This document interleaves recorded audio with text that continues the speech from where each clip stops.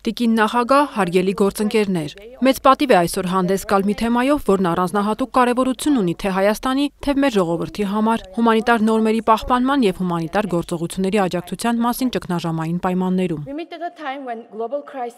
Մենք ապրում ենք մի ժամանակաշրջանում, երբ գլոբալ մարտահրավերները, պատերազմները, բռնի տեղահանությունները և բնական աղետները փորձության են ենթարկում ոչ միայն միջազգային իրավունքը, այլև մեր համընդհանուր բարոյական արժեքները։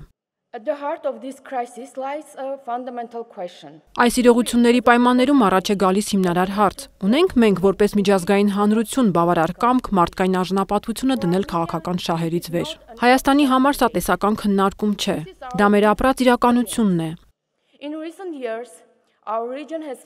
Վերջին տարիներին մեր տարածաշրջանը բազմիցս եղել է հակամարտությունների և հումանիտար ճգնաժամերի կիզակետում։ Հազարավոր ընտանիքներ են տուժել, հազարավոր կյանքեր կորսվել, իսկ հարևանների միջև վստահությունը խաթարվել։ Այսօր մենք կանգնած ենք պատմական պահի առաջ։ 2025 թվականի օգոստոսի 8-ին Հայաստանը և Ադրբեջանը ստորագրել են նախնական համաձայնագիր, որը կարող է դառնալ մեր տարածաշրջանի խաղաղության պատմական շրջադարձային փուլը։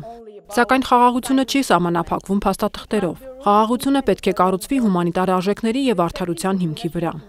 Միջազգային հումանիտար իրավունքի լիարժեք կիրարկումը նշանակում է պաշտպանել տեղահանված անձանց իրավունքներն ու անվտանգությունը, պահպանել մշակութային ժառանգությունը և ապահովել հումանիտար օգնության մատչելիությունը առանց խտրականության։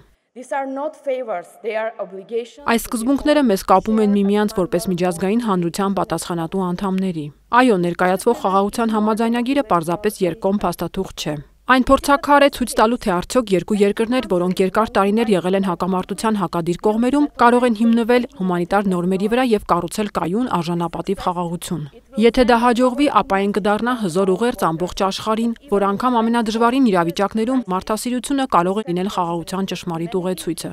Շնորհակալություն։